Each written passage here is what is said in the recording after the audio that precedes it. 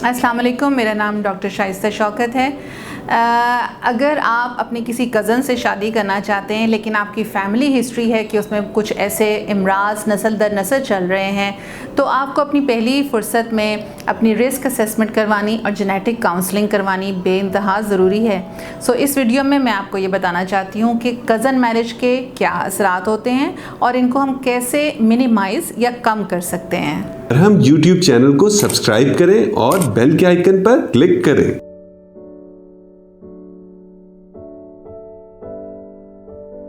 अस्सलाम वालेकुम, मेरा नाम डॉक्टर शाइस्ता शौकत है। मैं कंसल्टेंट ऑब्स्टेट्रिशियन और गायनेकोलॉजिस्ट हूँ।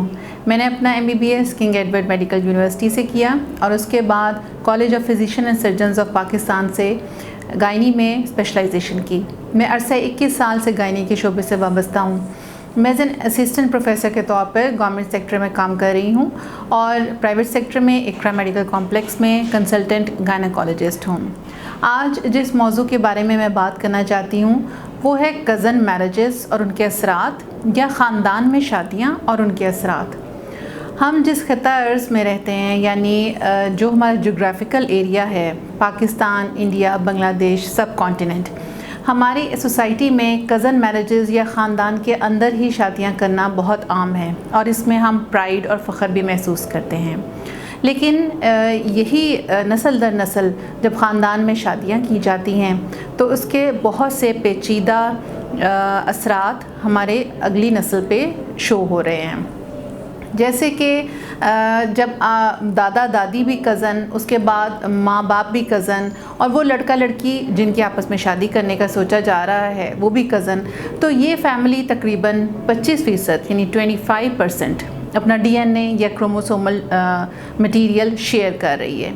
सो बहुत सी ऐसी रिसेसिव जीन्स यानी ऐसी बीमारियां जो कि क्रोमोसोम के लेवल पे दूसरे क्रोमोसोम हेल्दी क्रोमोसोम से छुप जाती हैं वो नुमायाँ हो जाती हैं और हम एक एबनॉर्मल बच्चे की सूरत में एंड अप करते हैं।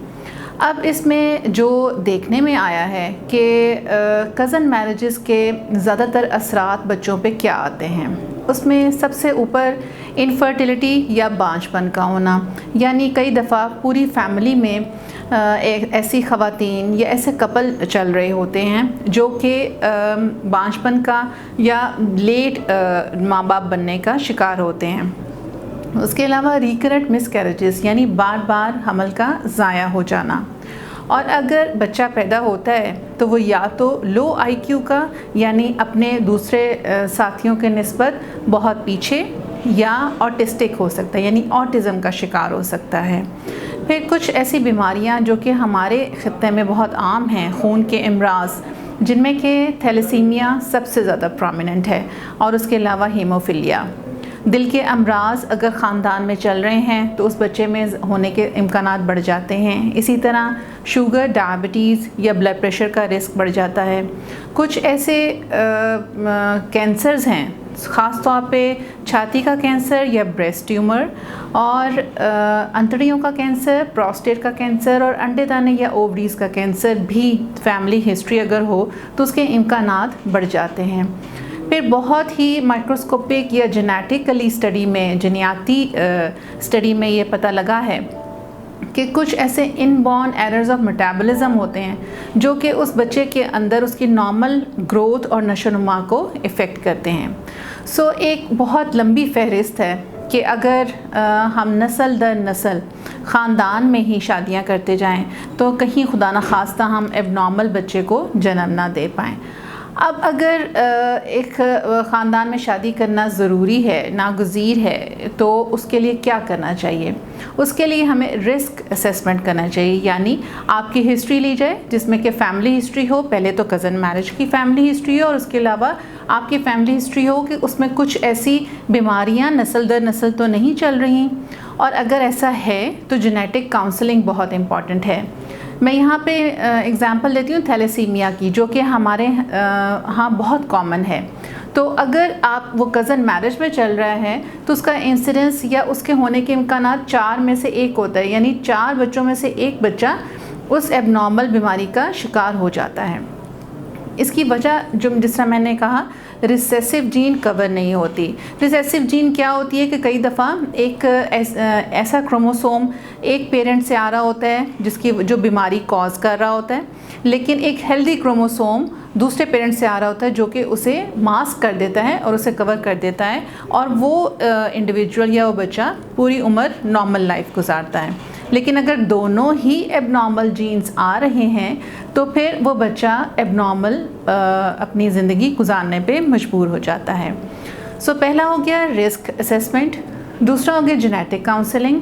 और अगर आप को पता है कि आप एक ऐसे हाई रिस्क बैकग्राउंड से बिलोंग करते हैं कि ज़्यादा चांसेस हैं कि फैमिली हिस्ट्री है एबनॉर्मलिटीज़ की या बीमारियों की, तो प्री प्रेगनेंसी काउंसलिंग यानी प्रेगनेंसी प्लान करने से पहले उस कपल की एक प्री प्रेगनेंसी काउंसलिंग होनी चाहिए। और अगर आप हामला हैं तो पहले 10 से 11 हफ्ते के दौरान एक टेस्ट होता है जिसे कोरियोनिक विलस सैम्पलिंग कहा जाता है। थोड़ा सा टिश्यू उस फीटस से और उसके प्लेसेंटा से लिया जाता है और उसकी माइक्रोस्कोपिक और जेनेटिक स्टडी की जाती है।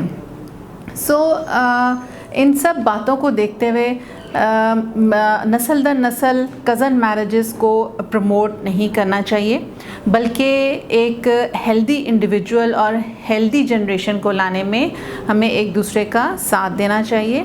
और इस पैगाम के साथ मैं ये कहना चाहूँगी कि होपफुली मैंने काफ़ी मुफीद मालूमात आपको पहुँचाई हैं। अगर आप मुझे फ़िज़िकली या ऑनलाइन कंसल्ट करना चाहते हैं तो मरहम के प्लेटफॉर्म के थ्रू मुझसे अपॉइंटमेंट लेके मिल सकते हैं। Thank you very much.